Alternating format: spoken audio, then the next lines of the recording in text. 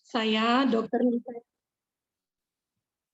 Dr. Nifa Wilujeng, spesialis jantung dan pembuluh darah, mengucapkan selamat datang kepada seluruh peserta webinar pada siang hari ini dengan judul Critical Congenital Heart Disease, How to Recognize, Diagnose, and Manage.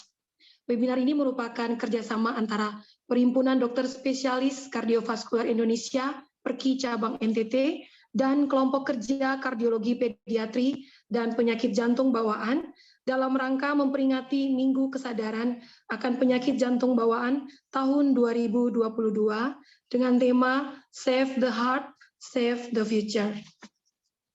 Sebelum memulai webinar, mari kita saksikan bersama video Congenital Heart Disease Awareness Week 2022.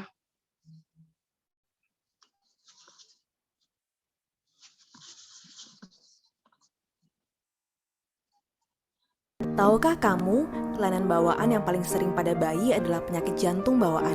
Kondisi ini memiliki insidensi 9-10 per 1000 kelahiran hidup, atau setiap 1 jam lahir 4 bayi dengan penyakit jantung bawaan. Nah, ternyata di Indonesia, dari 43.200 bayi yang lahir dengan penyakit jantung bawaan tiap tahunnya, seperempatnya lahir dengan penyakit jantung bawaan kritis, di mana mereka membutuhkan intervensi bedah atau non-bedah dalam 1 tahun pertama kehidupan. Syukurlah, perkembangan penanganan penyakit jantung bawaan yang begitu pesat berhasil menghantarkan lebih dari 90% pasien penyakit jantung bawaan mencapai usia dewasa atau lebih dari 18 tahun.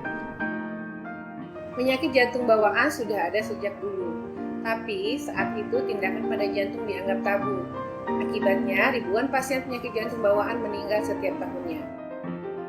Operasi jantung anak dengan penyakit jantung bawaan pertama kali dilakukan oleh Blalock dan Thomas tahun 1944. Sontak, harapan ini membuka mata ilmuwan dunia dan menarik minat yang tinggi dari komunitas bedah. Sekitar 10 tahun kemudian, akhirnya ditemukan teknologi yang memungkinkan para dokter untuk membedah jantung dari dalam dan mengkoreksi penyakit jantung bawaan secara definitif. Melalui perkembangan pesat, saat ini sudah banyak loh penanganan penyakit jantung bawaan yang dapat dilakukan dengan kateterisasi tanpa bedah. Hal ini tentunya sangat menguntungkan karena durasi tindakan dan pemulihannya menjadi lebih cepat. Berbagai tindakan telah dilakukan seperti tindakan transkateter untuk mereparasi katup, mengganti katup dengan prostesa, menutup defek sekat, memasang cincin atau stenting, dan tindakan bedah lainnya. Sudah banyak sentra kesehatan di Indonesia yang mampu menangani penyakit jantung bawaan.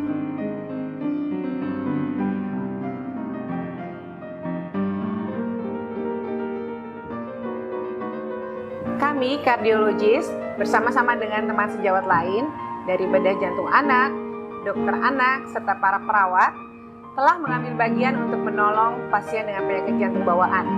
Maukah kamu?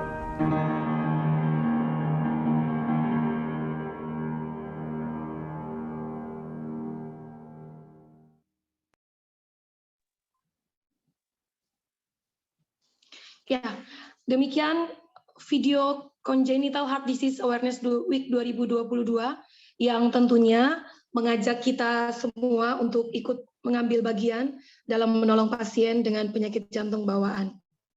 Para peserta sekalian, sebelum dimulainya webinar pada kesempatan siang hari ini, saya akan memperkenalkan terlebih dahulu moderator kita yang akan memandu acara diskusi di kesempatan siang hari ini. Beliau bernama Dr. Tia Setiadi, spesialis jantung dan pembuluh darah. Beliau adalah seorang dokter TNI Angkatan Laut yang saat ini bekerja di Rumah Sakit Angkatan Laut Samuel J. Muda Kupang, NTT. Beliau menamatkan pendidikan S1 kedokteran di Fakultas Kedokteran Universitas Padjadjaran Bandung dan melanjutkan pendidikan spesialis jantung dan pembuluh darah di Universitas Andalas Padang, Sumatera Barat. Baik, untuk mempersingkat waktu, mari kita memulai webinar kita hari ini. Waktu dan kesempatan kami berikan kepada Dr. Tia Setiadi, spesialis jantung pembuluh darah. Silakan, Dok. Terima kasih, Dr. Nifa. Assalamualaikum warahmatullahi wabarakatuh.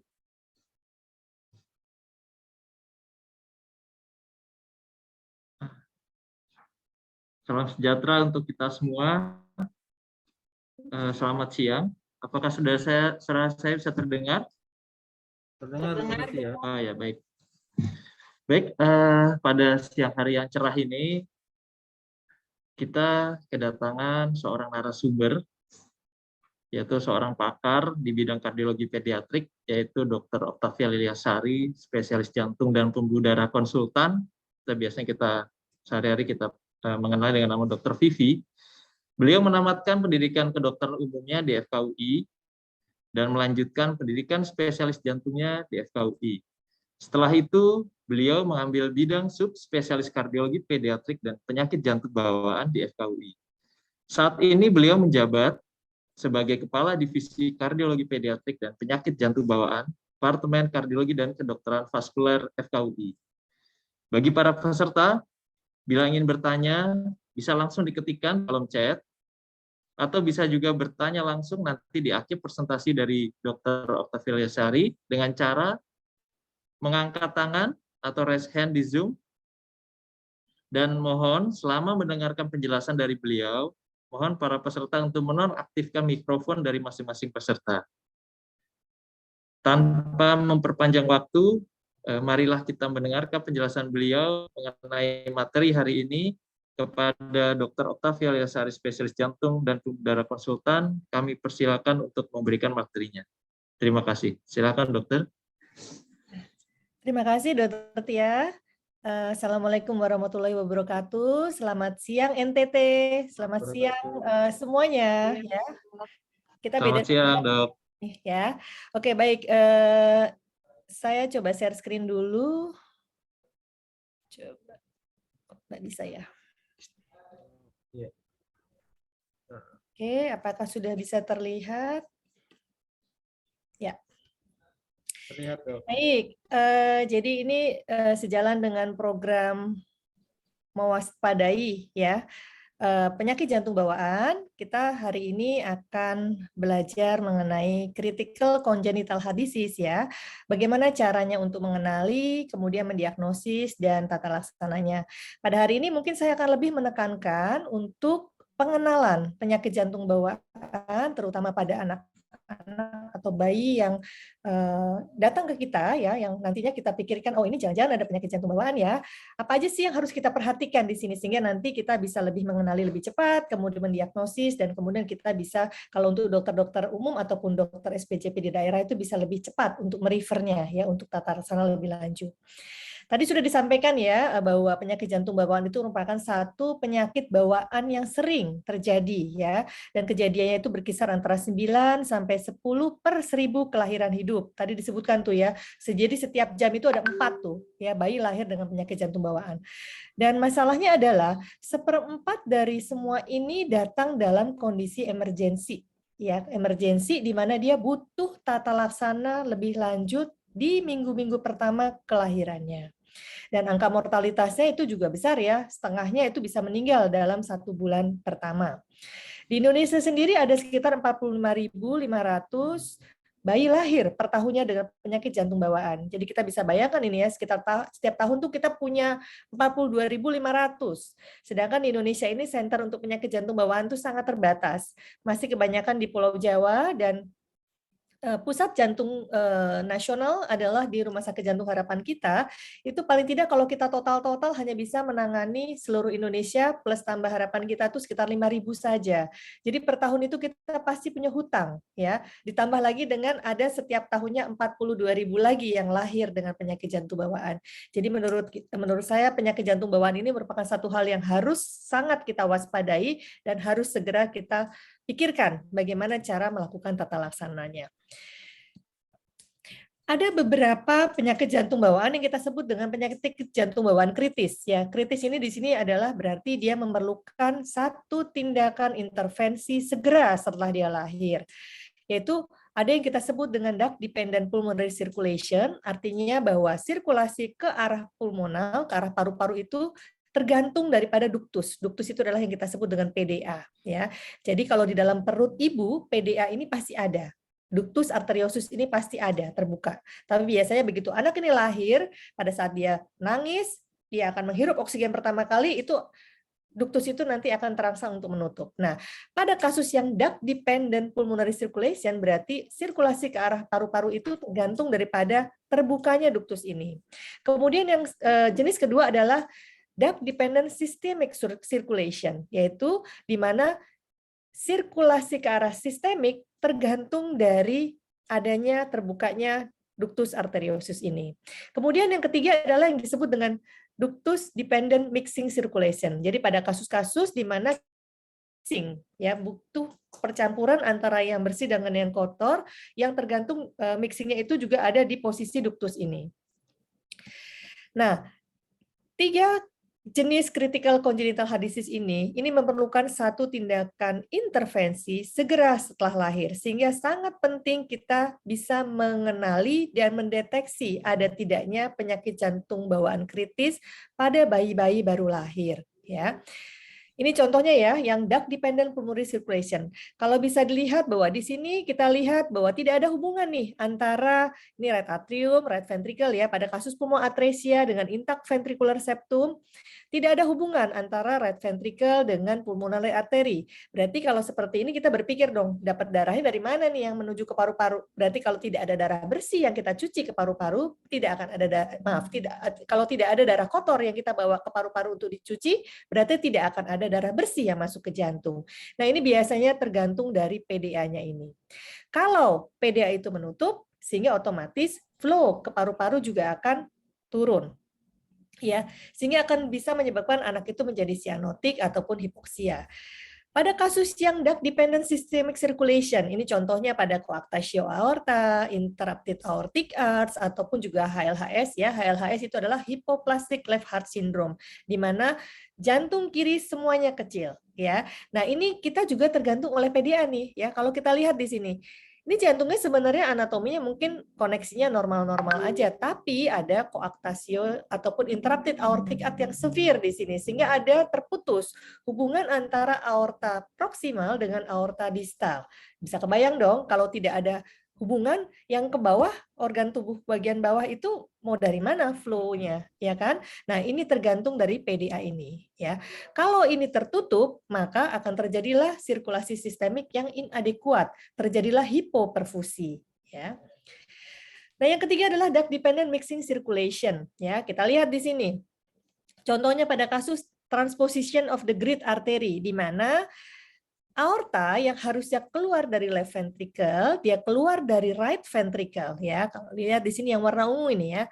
Sedangkan pulmonal artery yang harusnya keluar dari right ventricle, dia keluar dari left ventricle. Jadi bisa terbayang di sini bahwa ini yang masuk ke arteri pulmonalis adalah darah bersih. Dibawa ke paru, dicuci, balik lagi, masuk lagi ke ke jantung kiri, kemudian dibawa lagi. Itu jadi paralel sistemnya ya. Yang bersih dipakai terus, yang bersih dicuci terus, yang kotor dipakai terus gitu ya. Sehingga harus ada mixing di sini ya.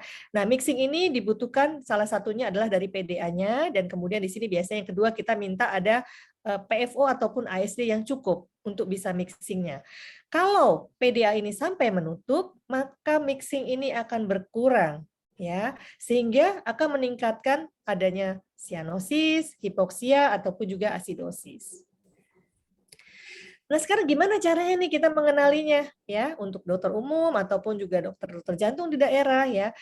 Yang pertama adalah kita harus mencari tahu dulu, apakah pada bayi yang dilahirkan ini ada faktor risiko nggak nih kira-kira ya dari anamnesisnya. Kira-kira di keluarganya ada nggak nih yang memang ada penyakit jantung bawaan. Kenapa sih? Karena kalau sebelumnya, anak sebelumnya atau saudara sebelumnya itu dia ada penyakit jantung bawaan atau mungkin orang tuanya juga ya ada penyakit jantung bawaan, maka resiko untuk terjadi penyakit jantung bawaan pada anak yang baru dilahirkan ini juga akan naik, jadi sekitar 20%.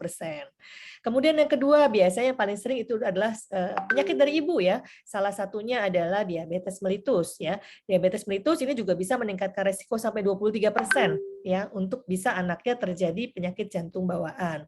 Atau ada beberapa anomali daripada fetal, ada sindroma-sindroma tertentu atau kelainan kromosom ya, seperti Down syndrome ataupun juga trisomi ya. Yang ini kejadiannya biasanya pada kasus-kasus yang dengan trisomi ataupun Down syndrome dan lain-lain itu berkisar 35-45% juga disertai dengan penyakit jantung bawaan.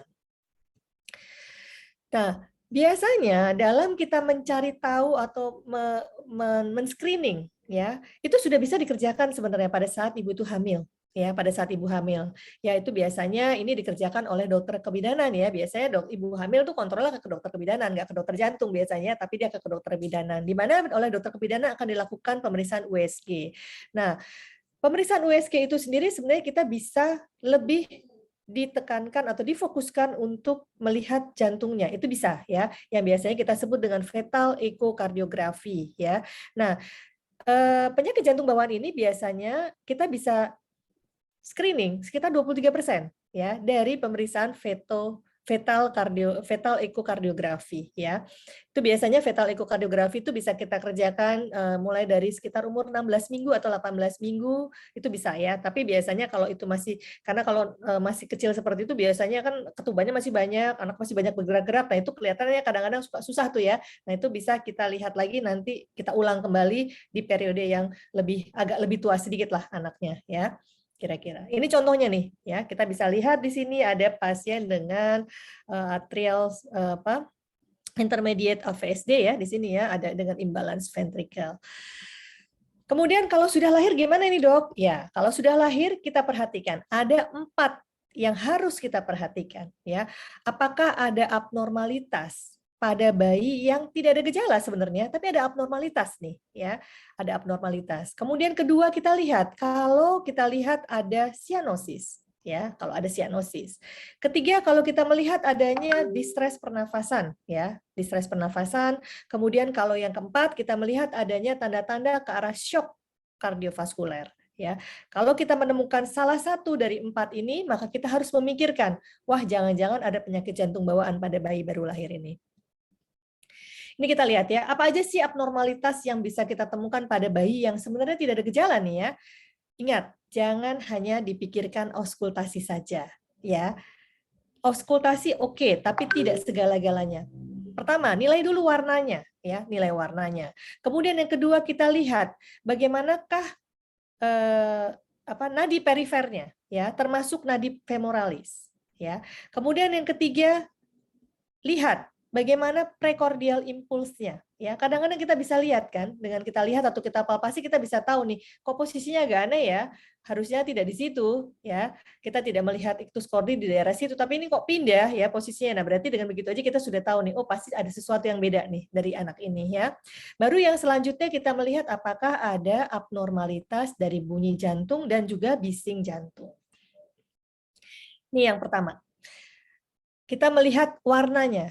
Biasanya kalau pasien penyakit jantung bawaan biru ya, dia akan kelihatan biru itu dari lahir.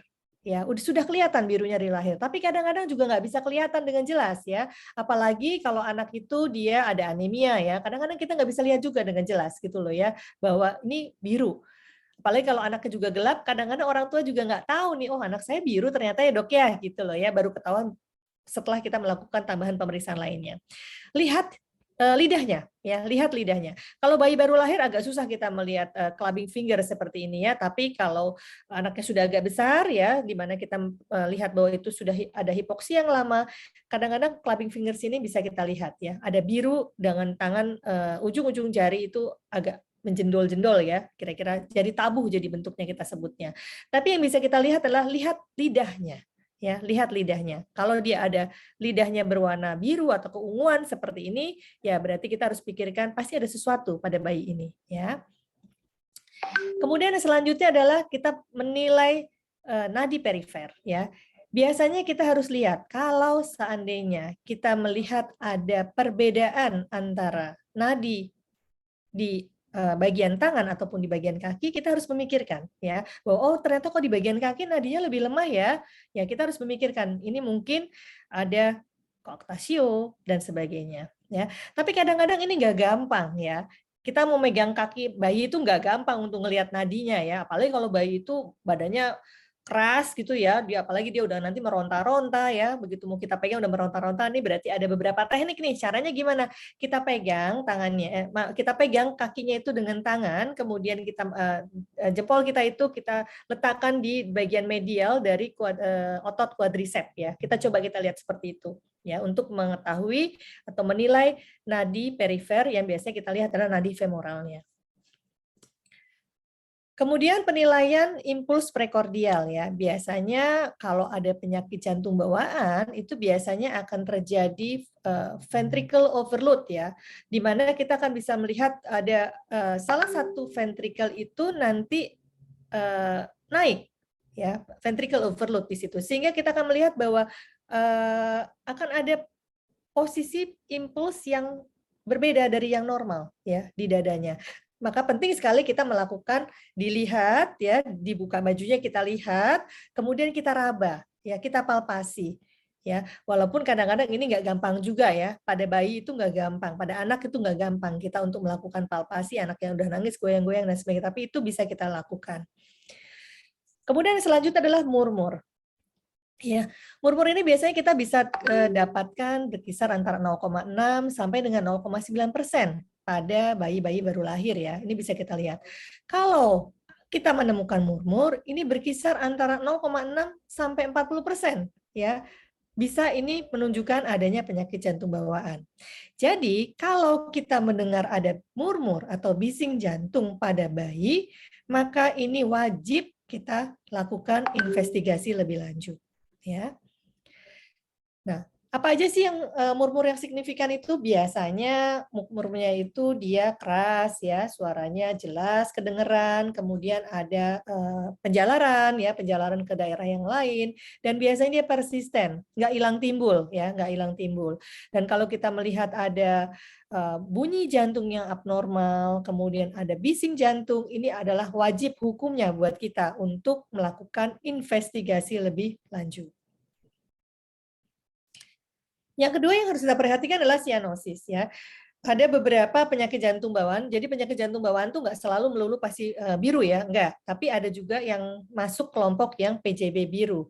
Dimana kalau kita menemukan ada bayi ataupun anak lah datang ke kita dengan biru ya, yang ada dalam pemikiran kita ya pertama selain dia memang karena penyakit jantung bawaan bisa juga ada penyebab yang lain ya, bisa juga karena masalah paru ya, atau ada apne ya, biasanya pasiennya kejang dia nahan nafas dia jadi biru, itu bisa juga ya, atau bisa juga ada kelainan yang kita sebut methemoglobinemia ya.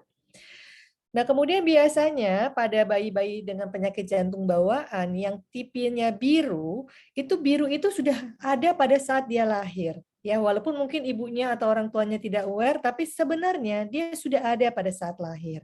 Dan biasanya kita akan mendapatkan bahwa kalau kita dapatkan saturasi oksigen kurang dari 80%, ini jelas kelihatan birunya biasanya ya. Tapi biasanya ada juga pada kasus-kasus tertentu penyakit PJB sianotik ya tertentu ya seperti yang common mixing itu kadang-kadang birunya tuh nggak begitu kelihatan biru karena biasanya saturasi itu masih di atas 80, mungkin masih bisa 90 gitu ya.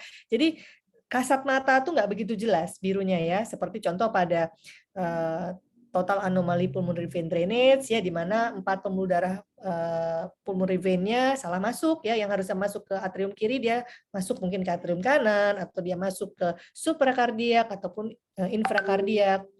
Ada kasus-kasus dengan trunkus ya, ataupun juga transposition of the great artery, itu kadang-kadang birunya itu tidak terlalu biru sehingga mungkin kadang-kadang kelihatannya tuh agak semu-semu ya karena dia saturasinya di atas 80, di atas 90 gitu ya. Bisa juga seperti itu. Nah, pada kasus-kasus di mana ada duct dependent lesion biasanya akan terjadi progresivitas birunya. Ya, kalau sampai duktus itu menutup. Tadi kita sudah bahas tuh fisiologi, patofisiologinya bagaimana ya. Nah, jadi biasanya begitu ada duktus menutup, maka birunya akan kelihatan sangat dramatis banget, dia akan tiba-tiba turun jauh ya. Nah, itu makanya kita butuh untuk memonitor saturasi. Ya, kalau ada keraguan, taruhlah saturasi itu juga di kaki ya. Kalau dia persisten kurang dari 90%, ini wajib kita lakukan investigasi lanjut. Jadi kalau kita melakukan pemeriksaan itu Jangan puas hanya di satu ekstremitas ya. Begitu kamu cek di atas tangan mungkin saturasinya kok agak rendah ya. Coba pindahin tangan kanan, pindahin tangan kiri, pindahin ke kaki dan sebagainya. Itu wajib kita kerjakan. Kalau kita lihat bahwa ternyata di bawah itu kaki itu kurang dari 90% dan persisten, kita coba berkali-kali kanan kiri tetap aja seperti itu, ya sudah. Berarti kita harus curiga nih. Pasti ada sesuatu nih ya. Kita harus lakukan investigasi lebih lanjut. Oke, yang selanjutnya adalah tanda-tanda keluhan distres nafas yang biasanya disebabkan oleh gagal jantung ya. Biasanya gagal jantung pada bayi itu biasanya disebabkan oleh penyakit jantung bawaan yang tipenya left to right shunt. Jadi ada aliran darah dari kiri ke kanan yang sehingga menyebabkan aliran darah ke paru-parunya itu banjir ya. Nah, pada kasus-kasus misalnya contohnya VSD gitu ya. VSD pada bayi baru lahir, dok ini kok bisa ya dok, waktu pas awal-awal lahir dia nggak kenapa-napa, kenapa sekarang kok pada saat dia umur 1 bulan menjelang 2 bulan, baru tuh kelihatan tuh anaknya kok kalau nyusu susah, terengah-engah, dan sebagainya ya. Kenapa bisa seperti itu? Sekarang kita bayangkan, kita mau jalan dari arah kiri ke kanan ya. Kalau VSD berarti ada ventricle septal defect, ada defect di septum ventricle antara ventricle kiri dan ventricle kanan. Karena ada lubang di situ, pressure di kiri itu tinggi sehingga darah dari kiri akan lari ke kanan. Di mana kalau udah lari ke kanan dia akan larinya ke paru-paru ya, menuju ke paru-paru. Nah, pada saat bayi baru lahir, resistensi paru itu masih tinggi. Ya, sehingga walaupun ada aliran dari kiri ke kanan, ada yang nahan di sini. Ya, di paru-paru itu ada yang nahan. Jadi dia ketahan gitu loh. Jadi dia nggak bebas aja jalan ke paru-paru ya. Nah, begitu resistensi paru turun, kapan itu turunnya? Itu berkisar antara 2 sampai 4 minggu. Berarti nanti mungkin bulan kedua resistensi paru mulai turun ya. Mulailah dia lebih nyaman pindah dari kiri ke kanan ya. Sehingga yang paru-paru kebanjiran ini akan jadi lebih jelas ya, lebih banyak alirannya sehingga nanti biasanya keluhannya akan lebih kelihatan ya. Nah, biasanya apa nih? Kalau ada tanda-tanda distres biasanya ada tanda-tanda takipnu ya. Nah, untuk yang seperti ini biasanya kita harus perhatikan ya. Nah, beberapa penyakit jantung bawaan mayor ini biasanya juga akan bisa menyebabkan kebutuhan oksigen ya, kebutuhan oksigennya jadi lebih tinggi ya. Jadi ini hampir mirip-mirip juga dengan beberapa kelainan pada paru ataupun juga PPHN ya. Seperti contohnya pada kasus-kasus dengan TAPVD yang obstruktif. Artinya dia sudah salah masuk, biasanya dia sudah salah masuk nih ya, pembuluh V-nya salah masuk nih, harusnya ke atrium kiri dia salah masuk nih, masuknya misalnya ke vena cava superior. Nah tapi dia udah salah masuk pakai acara nyempit pula di muaranya ya, sehingga otomatis ini akan membuat yang dari paru itu nggak bisa dialirkan ya, sehingga akan terjadilah bendungan di paru-parunya ya. Atau juga pada kasus TGA, coarctatio of aorta itu juga bisa menyebabkan beberapa kelainan jantung bawaan ini jadi depend on dari oksigen. Hampir mirip-mirip dengan kasus-kasus dengan penyakit PPHN ataupun juga penyakit paru lainnya. Nah, untuk kasus-kasus yang disertai dengan distres nafas ataupun juga pasien-pasien yang memerlukan oksigen dosis tinggi pada kondisi tersebut, maka kita perlu untuk mengeksklusi ada tidaknya PJB, yaitu dengan cara melakukan pemeriksaan ekokardiografi sebagai lini pertama kita ya untuk melakukan diagnosis PJB. Nah, ini beberapa presentasi klinis gagal jantung pada bayi ya. Kita bisa lihat takipne ya, napasnya cepat ya. Pada bayi kan dia nggak bisa bilang dia sesak napas ya, tapi kita lihat kelihatan tuh napasnya cepat. Kadang-kadang kita lihat itu kelihatan napas cuping ya, atau misalnya kita lihat kok dia kalau napas sampai dadanya, sampai perutnya semua ikut tuh ya. Gerak-gerak semua ya. Jadi kelihatan bahwa ada usaha napas, usaha dia untuk bernafas ya. Kemudian ada feeding difficulty.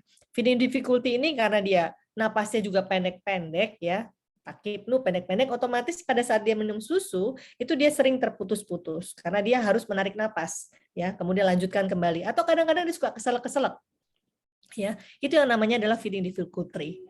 Kemudian yang selanjutnya adalah failure to thrive. Failure to thrive itu artinya ada gangguan tumbuh dan kembang. Ingat, pada anak-anak ada tumbuh dan kembang. Tumbuh artinya anak itu berat badannya naik. Ya, jadi biasanya kita bisa lihat tuh, ini anak berat badan lahir 3 kilo, ya kan? Kenapa umur 6 bulan berat lahir cuma 4 kilo? Ya, harusnya kalau 6 bulan dia paling tidak 2 kali berat badan lahir. Harusnya kalau dia 3 kilo lahirnya, pada saat usia 6 bulan minimal dia ada 6 kilo lah. Kenapa kok cuma 4 kilo? Ya, berarti ada ada failure to thrive di sini, ya, ada gagal tumbuh. Atau bisa juga kita dapatkan kok ini anaknya ada gagal kembang, ya. Harusnya sudah bisa jalan umur 1 tahun, ini boro-boro ya, dia rambatan aja belum dok, gitu ya. Berarti ini ada gangguan perkembangan. Selain itu, pada anak dengan gagal jantung, pada bayi dengan gagal jantung juga biasanya kita sering dapatkan hepatomegali. Jadi jangan lupa pada bayi yang kita curigai juga ada kemungkinan PJB, periksalah perutnya, ya, raba heparnya, apakah ada pembesaran hepar atau tidak di sini, ya, untuk menentukan bahwa ini ada gejala klinis dari gagal jantung pada bayi. Yang selanjutnya adalah tanda adanya shock atau cardiovascular collapse ya. Ini biasanya bisa terjadi pada kasus-kasus yang duct dependent circulation. Duct dependent circulation ya. Kita lihat di sini. Ya, contohnya adalah HLHS atau aortic stenosis severe, coarctatio aorta. Kita lihat ya itu pada saat tadi saya sudah tunjukkan gambarnya ya. Kalau dia duct dependent circulation berarti sirkulasi darah yang ke organ tubuh bagian bawah itu tergantung dari duktusnya. Jadi bisa dibayangkan kalau duktus itu mengecil, otomatis flow yang ke bawah itu akan berkurang. Sehingga kamu akan lihat bahwa kok kakinya dingin, nanti ginjalnya juga kencingnya jadi kurang dan sebagainya ya. Nah, yang harus kita kerjakan kalau sudah kita mendapatkan hal seperti ini, yang harus kita kerjakan yaitu kita harus lakukan ekokardiografi dan segera kerjakan upaya untuk membuka duktusnya. Gimana caranya, Dok? Bisa beberapa macam, ya. Kalau di daerah saya rasa kalau untuk dilakukan tindakan membuka PDA-nya dengan stenting itu mungkin harus ke center yang punya cath lab dan punya spesialis jantung yang sudah bisa mengerjakan, yang pediatrik kardiologis yang sudah bisa mengerjakan intervensi non bedah. Tetapi mungkin di daerah sudah tersedia juga ada yang namanya prostaglandin E2 ya. Di mana dengan PGE1 ini kita bisa mengupayakan untuk tetap membuka duktus itu ya, supaya mempertahankan duktus itu tetap terbuka. Nah, ini ada beberapa presentasi klinis dari shock ya. Kita lihat di sini ada anaknya pucet ya, takipne, nadinya cepat ya, kemudian ada tanda-tanda ke arah distres pernafasan. Kita pegang itu kok nadinya lemah sekali, akralnya dingin ya, dan kadang-kadang perabaan liver itu bisa bervariasi ya. Kadang-kadang bisa kita dapatkan juga membesar. Oke, sekarang apa nih investigasinya setelah kita melakukan anamnesis, pemeriksaan fisik, ya tadi kita lihat bagaimana mengenalinya, dan kemudian kita melakukan tambahan investigasi dengan menggunakan X-ray ataupun EKG ya. Saya rasa X-ray dan EKG selalu tersedia ya, baik di puskesmas ataupun juga di rumah sakit di daerah ini selalu ada ya. X-ray dan EKG ini memang masih limited ya, masih terbatas ya untuk sebagai tools utama untuk PJB, tapi ini bisa kita pakai. Ya kenapa? Karena X-ray itu dia punya sensitivitas sekitar 44% untuk bisa mendeteksi ada tidaknya PJB.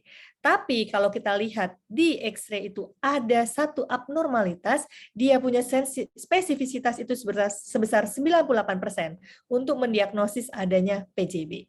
Ya. Begitu juga dengan EKG. Sensitivitas mungkin hanya 41%, tapi spesifisitas untuk itu adalah sekitar 100%. Ya. Jadi kalau pada saat dilakukan pemeriksaan X-ray dan EKG, hasilnya abnormal, sudah jelas kita pikirkan. Kemungkinan besar ada penyakit jantung bawaan, dan kemudian kita harus melakukan investigasi lebih lanjut. Tapi kalau dia masih normal, ini bukan berarti bahwa sudah pasti tidak ada penyakit jantung bawaannya. Tetap harus kita explore. Oke, yang selanjutnya adalah ekokardiografi. Ekokardiografi saya rasa untuk SPJP di daerah ini sudah selalu tersedia. Sudah ada ya alatnya ya di daerah ya, sehingga insya Allah ini sudah bisa dikerjakan oleh SPJP kita ya, sehingga kita bisa paling tidak melakukan diagnostik awal dengan menggunakan eko untuk mengeksklusi ada tidaknya penyakit jantung bawaan pada bayi tersebut ya. Pemeriksaan ini harus kita kerjakan pada kasus apa? Kasus yang kita pikirkan ada PCB. Kemudian kedua, kalau kita mendengar ada bising jantung pada pemeriksaan bayi baru lahir, ini juga harus kita telusuri dan kita lanjutkan dengan pemeriksaan eko.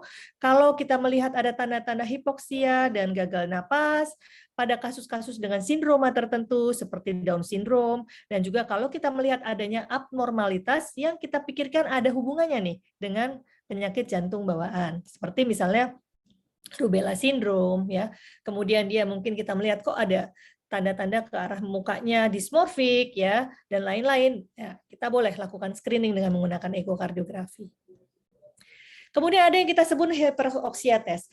Kadang-kadang kita bingung nih, Dok, kalau ada pasien biru nih kira-kira dari jantung apa bukan ya, gitu ya. Nah, kita bisa kerjakan tes yang disebut dengan hyperoxia test. Jadi kita bayi itu kita berikan oksigen 100% selama 10 menit.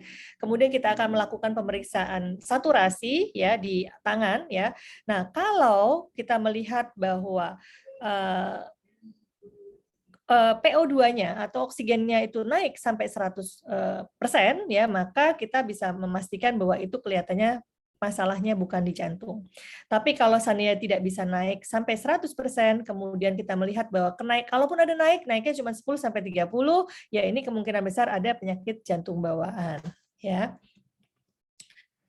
Selanjutnya yang penting adalah kita juga mengukur tekanan darah ekstremitas atas dan ekstremitas bawah ya. Ini biasanya kita bisa melihat tuh apakah ada diskrepansi nggak ya antara yang atas dengan yang bawah, antara yang kanan dengan yang kiri ya. Ini biasanya untuk kasus-kasus seperti koaktasio aorta ataupun juga kasus-kasus dengan interrupted aortic arch ini kita bisa kerjakan ya. Kalau kita mencurigai itu kerjakanlah. Lakukanlah itu di 4 ekstremitas sehingga kita bisa melihat apakah ada diskrepansi atau tidak. Jadi kalau seandainya dia kurang dari 15, perbedaannya kurang dari 15 mm Hg, ini masih kita bisa anggap variasi normal. Tapi kalau sudah lebih dari 15 mm Hg, berarti kamu harus sudah mulai curiga. Ada sesuatu nih, gitu ya. Karena biasanya pada pasien dengan koaktasio aorta, dia datang mungkin hanya dengan gagal jantung, distres napas, tapi dari pemeriksaan mungkin kita nggak bisa dengar, nggak ada bising, EKG mungkin juga belum kelihatan gitu ya, tapi dengan pemeriksaan ini aja sudah kita, dengan pemeriksaan pengukuran tekanan darah atas bawah aja kita sudah bisa curiga nih, wah jangan-jangan ini adalah koaktasio aorta. Nah, kemudian selanjutnya kita juga bisa melakukan screening sebenarnya ya dengan melakukan apa? Pemeriksaan saturasi ya. Dia akurasinya lumayan ya ini ya 78% sensitivitasnya dan spesifitasnya 99,7%. Ya, jadi ini merupakan satu tools yang sebenarnya mudah ya dan ini bisa kita kerjakan di mana-mana ya. Kita bisa melakukan pemeriksaan screening dengan menggunakan oximetri pada bayi-bayi yang baru lahir ya, kurang dari 24 jam dan kemudian kita nanti bisa lakukan pengulangan ya kalau memang kita mencurigai sesuatu. Ini ada satu contoh nih ya, ada satu algoritma di mana di sini disebutkan pada bayi baru lahir, di mana bayi itu mungkin dia dalam kondisi yang tidak ada keluhan ya pada saat itu, di atas 24 jam sudah pulang atau misalnya dia sebelum pulang ya di bawah 24 jam dilakukan screening. Dilakukan screening apa? Dengan pemeriksaan saturasi. Saturasinya di mana? Di tangan kanan dan di kaki. Jadi dia bikin 2 tuh ya. Kalau saturasinya kurang dari 90% atau juga kurang dari 95% dan di atas 90% ya dan ada perbedaan antara atas dan bawah ya, maka kita akan lakukan screening ulang 1 jam berikutnya. Apabila masih didapatkan hal yang sama, maka kita lakukan screening ulang lagi 1 jam berikutnya ya. Jadi diperiksa lagi tuh tangan dan kaki ya.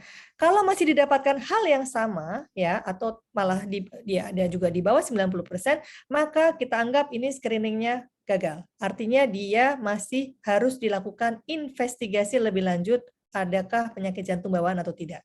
Tapi kalau kita dapatkan dia di atas atau sama dengan 95%, ya, atau perbedaan antara kaki dan tangan itu kurang dari atau sama dengan 3%, maka ini kita anggap berhasil. Artinya dia boleh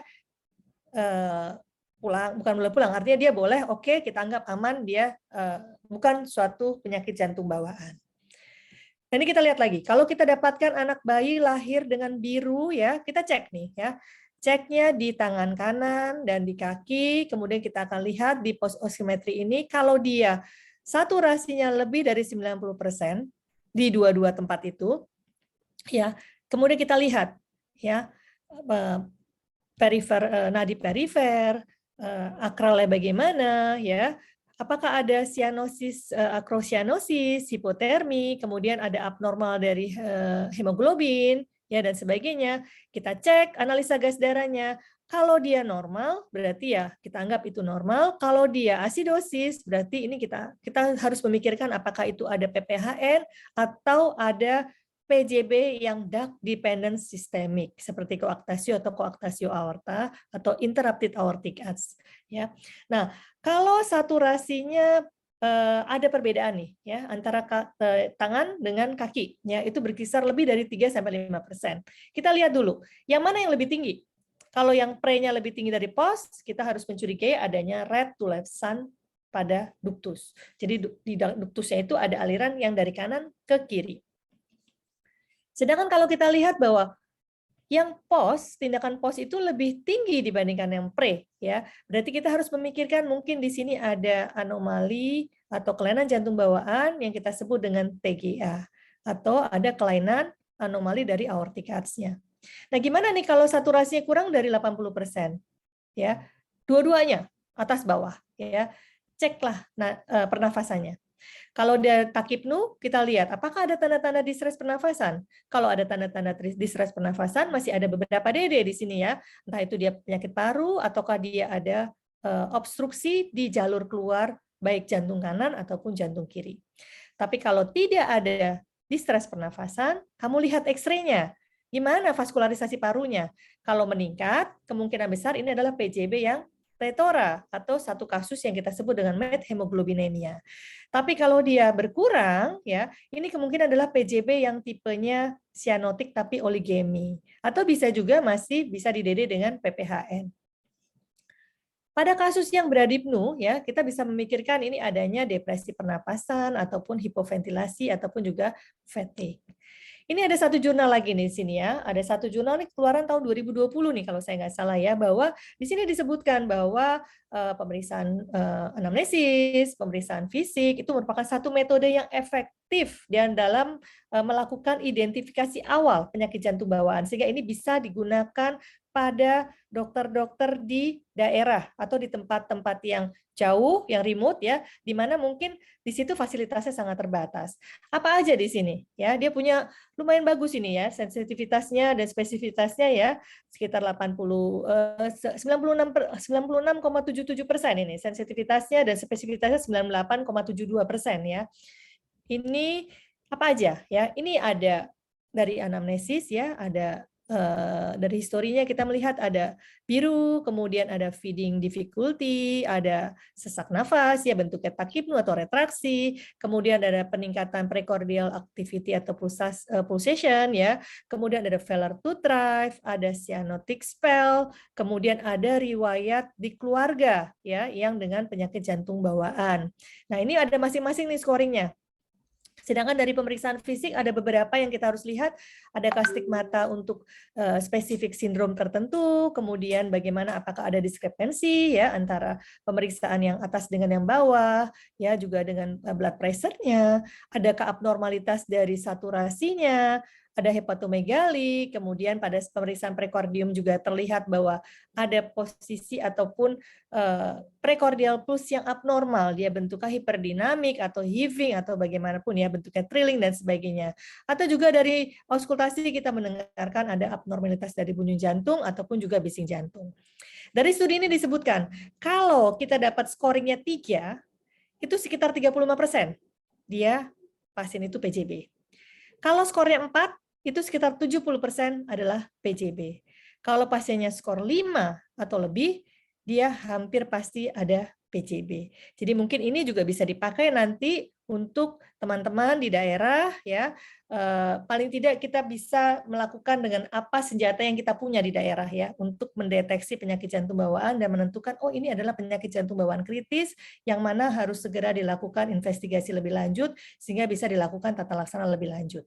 Jadi sebagai take home message pada bayi-bayi baru lahir, lakukanlah pemeriksaan kardiovaskuler secara lengkap. Ya, jadi jangan hanya fokus pada murmur saja. Kita lihat apakah ada abnormalitas pada bayi tersebut. Ya, kalau ada abnormalitas, maka kita harus bisa merujuk kepada dokter senior. Mungkin kalau dokter umum dirujuk ke dokter jantung. Ya, kalau dokter jantung nanti bisa dirujuk lebih lanjut ke dokter spesialis jantung, pediatrik dan penyakit jantung bawaan dan sebagainya. Kalau ada keraguan, kerjakanlah ekokardiografi. Dan bila diagnosis itu sudah ditegakkan dan kita sudah tahu bahwa itu adalah satu PJB kritis, maka segeralah untuk mengirim ke center yang lebih lengkap untuk bisa dilakukan koreksi lebih lanjut. Sekian dari saya, semoga bermanfaat buat semuanya. Kalau misalnya nanti ada pertanyaan, silahkan. Nanti insya Allah bisa saya jawab hari ini atau mungkin nanti bisa lebih lanjut kalau saya belum bisa menjawab hari ini. Terima kasih. Saya stop share ya, Dokter Tia.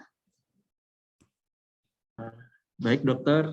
Terima kasih banyak atas penjelasan yang sangat lengkap, sangat baik, sangat menarik.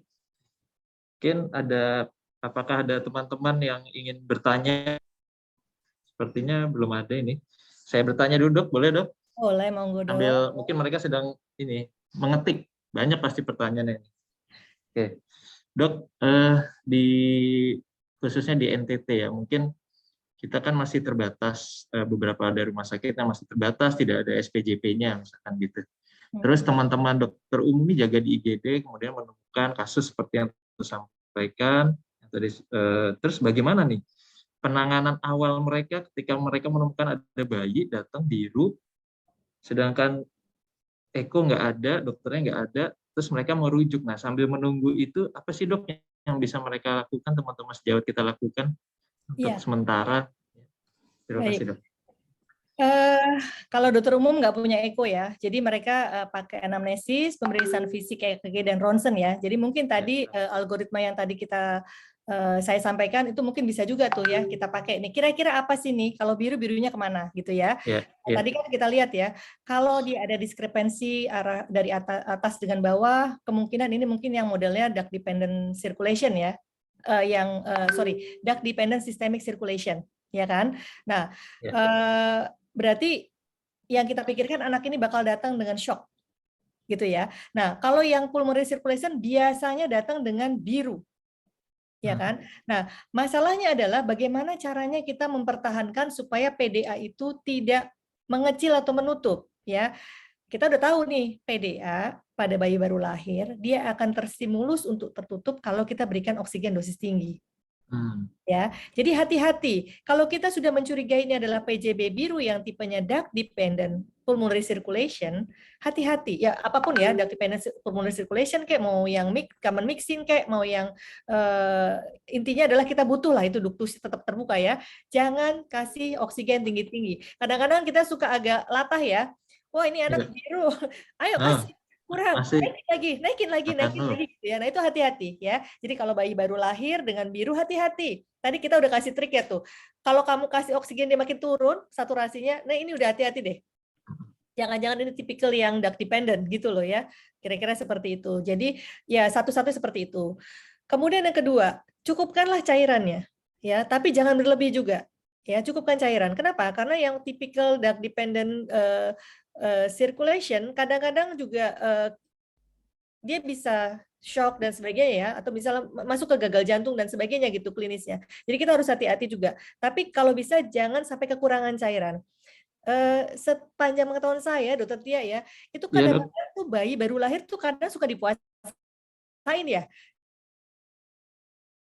Kadang-kadang ada beberapa gitu loh. Nah, ya. Jadi itu juga harus hati-hati ya. Kadang-kadang kan proses pemuasaan bayi itu kadang-kadang bikin anak tuh jadi dehidrasi ya. Di mana dehidrasi itu jadi lebih mencetuskan dia jadi lebih birunya tambah biru dan kalau dia ada yang tipenya yang systemic circulation, dia berarti flow-nya makin sedikit karena volumenya semakin sedikit gitu loh ya. Kira-kira seperti itu. Baik, Sembari kita tunggu ya. Dok, ini kita sudah mulai ada pertanyaan. Ini kebetulan dari Alor, dari Dr. Ulrike. Jadi beliaunya menanyakan, untuk tes hiperoksia menggunakan oksigen 100%, itu boleh nggak pakai oksigen konsentrat, Dok? Karena di fasilitas mereka tuh hanya yang 5-10 liter itu, Dok, maksimal 95%. Bisa nggak kira-kira? Dari beliau yang nanya seperti itu. Bisa sih, kita tetap bisa coba gunakan ya. Karena kan apapun sarananya yang ada, sebenarnya sebisa-bisa kita gunakan, tapi itu dia. Kalau tidak sesuai dengan yang disarankan, otomatis akan ada precaution di sini, ya kan? Precaution. Karena ini kan berarti dia akan memberikan konsentrasi 5-10 liter ya. Nggak apa-apa sih, kan yang penting kita akan lihat kondisinya. Ya, tadi kan kita minta 10 menit ya, 10 menit. Ya, 10 menit. Tapi kan dalam 10 menit itu nggak ditinggal. Pada saat dilakukan itu nggak ditinggal, jadi kita akan bisa melihat trennya. Begitu kita lihat trennya, wah kayaknya nggak turun nih gitu loh ya.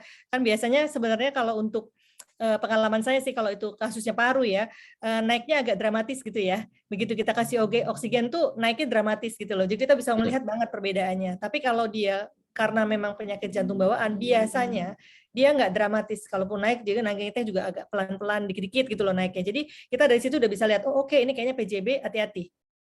Ya, Dok. Ya. Baik, terima kasih dokter penjelasannya. Kemudian ada pertanyaan lagi, Dok. Ini misalkan kita ada pasien bayi biru yang dicurigai PJB cyanotic misalkan. Sebenarnya dengan pemberian yang tadi oksigen itu berapa sih target saturasi oksigen yang bisa dicapai oleh pasiennya? Apakah normal seperti biasanya? Kemudian kalau misalkan pasiennya itu anak, misalkan itu ada tidak usia optimal screening, usia optimal untuk dilakukan screening pada pasien anak? Terima kasih. Ya, untuk misalnya nih pasien biru datang ke kita saturasi 50 misalnya gitu ya. Iya, iya. Ini gimana nih caranya? Kita targetnya berapa? Ya kita nggak bisa kasih target tinggi-tinggi sih. Ya kan? Nggak mungkin kita bisa kasih target di atas 94% gitu ya. Nggak bisa. Ya karena memang kelainan jantung bawaan, apalagi tipikal yang biru, ya memang secara anatomi tidak memungkinkan dia untuk mendapatkan saturasi sama seperti orang normal. Jadi biasanya yang kita anggap aman itu adalah kalau paling tidak sekitar 70%, ya. Tapi kita juga nggak bisa memaksakan. Artinya gini, kita mengupayakan supaya misalnya nih contoh ya, dari NTT mau dikirim ke Jakarta nih gitu loh, tapi saturasi cuma 40. Ya, nah otomatis kan ini kita juga deg-degan dong ya, nanti di jalan kenapa-napa piye anaknya gitu kan. Jadi biasanya kita harus hati-hati. Kalau bisa diupayakan, kita coba upayakan supaya saturasi itu paling tidak pada saat kita transport itu di atas 65 sampai di atas 70 gitu loh ya. Tapi ya nggak usah mengharapkan tinggi-tinggi banget juga. Kadang-kadang malah justru kita ngasih oksigen ketinggian, bisa jadi malah justru itu jadi membuat anak itu jadi lebih jelek gitu loh kondisinya. Ya kalau dia yang dark dependent, malah PDA-nya jadi nutup, atau kalau dia tipikal yang left to right sign ya, lung overflow, dia malah jadi banjir paru-parunya, malah jadi failure dan sebagainya ya. Kira-kira seperti itu.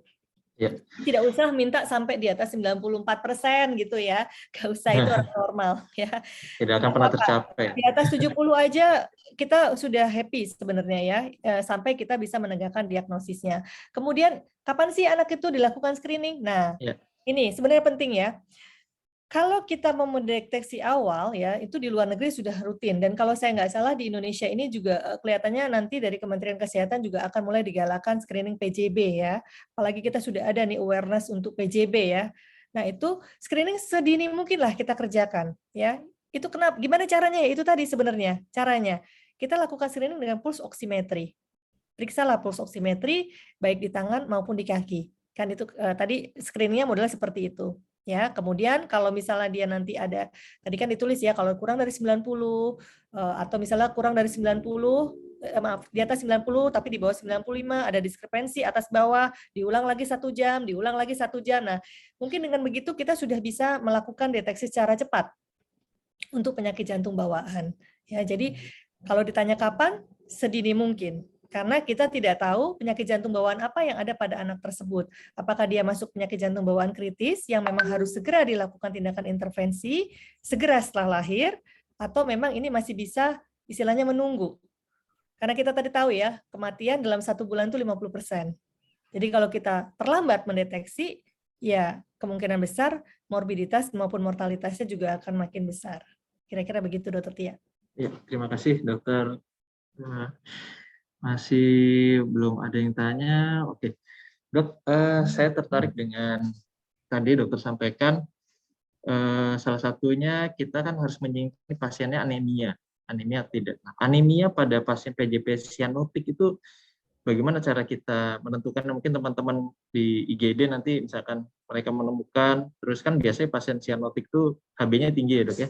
Iya. Nah, bagaimana sih kita menentukan sebenarnya pasien ini PJB yang memang dia sianotiknya sedang memberat atau memang karena anemia? Nah itu bagaimana dok caranya menentukan anemia pada pasien PJB sianotik?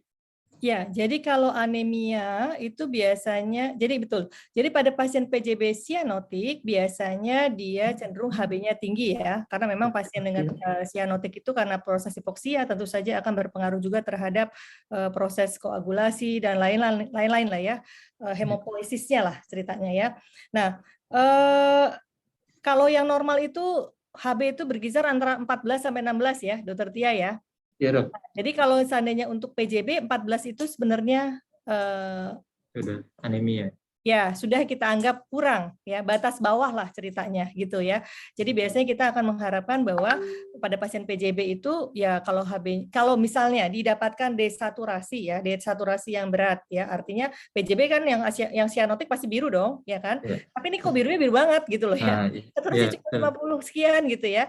Tapi kita lihat aduh HB-nya cuma 12 nih gitu loh ya. Nah, cobalah naikkan di atas 16.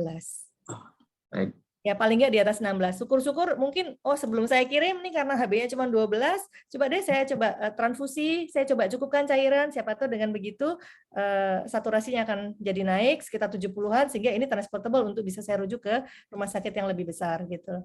Kira-kira.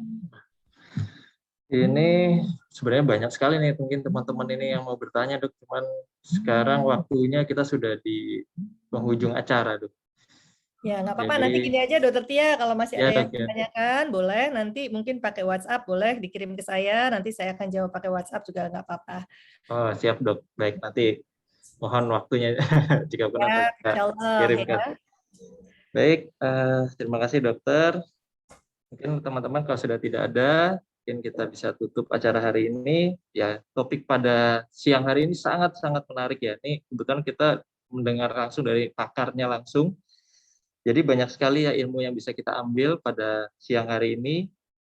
Jadi kesimpulannya tadi kita dalam mendiagnosis penyakit jantung bawaan ya, ini tidak hanya lihat langsung murmur. Nah, tidak, tadi sudah disampaikan bahwasanya lihat kondisi fisiknya bagaimana. Kemudian anamnesa juga penting. Anamnesa penting, lihat apakah ada family history, kemudian juga ada riwayat dari ibu, kemudian karena ini penting sekali ya, terutama karena kita tahu 9 sampai 10 dari 1000 kelahiran itu sering terjadi PJB. Kemudian tadi juga dengan kondisi di daerah yang kita terbatas, kemampuannya tidak usah ragu, karena banyak yang lain yang bisa kita jadikan alat untuk mendiagnostik. Contohnya lewat ronsen, atau lewat EKG ya, mungkin kemarin sudah disampaikan ada beberapa bahan tentang EKG pediatrik. Kemudian kami rasa terima kasih Dr. Vivi sama teman-teman yang lain sesuai dengan tema Minggu Kesadaran terhadap Penyakit Jantung Bawaan tahun ini, Save the Heart, Save the Future. Saya ucapkan terima kasih sekali lagi kepada Dr. Octavia Liasari, spesialis jantung dan pembuluh darah konsultan, atas waktunya, atas ilmunya, serta para peserta yang sudah hadir dan aktif bertanya, baik lewat chat maupun japri dok ke saya. Ada yang japri, mungkin enggak. Atas waktunya, semoga diskusi hari ini dapat bermanfaat bagi kita semua. Kemudian juga terima kasih kami ucapkan atas support dari semua pihak yang mensukseskan acara webinar kita pada hari ini, yaitu Perki Cabang NTT, kemudian kelompok kerja kardiologi pediatrik dan jantung bawaan, Selamat siang semuanya. Salam salve. Ya. Salam sejahtera bagi kita semua. Om Santi Om. Salam kebajikan. Wassalamualaikum warahmatullahi wabarakatuh. Waalaikumsalam warahmatullahi wabarakatuh. Foto dulu boleh ya, Dok? Monggo, silakan.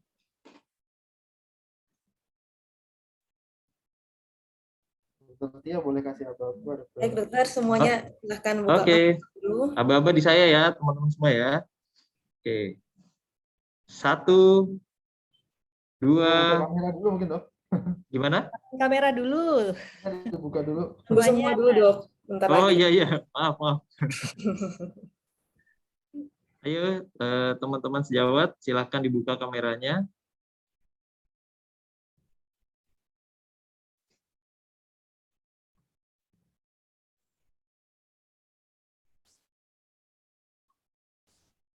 Ya, Yuk. kita mulai 1, 2, 3. Ya. Baik, terima kasih.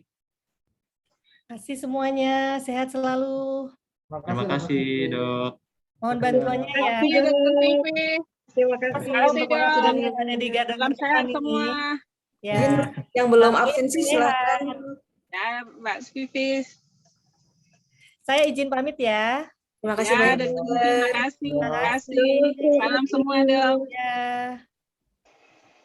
Dan Bagi para peserta yang belum mengisi link absensi sudah ada di chat, bisa diisi untuk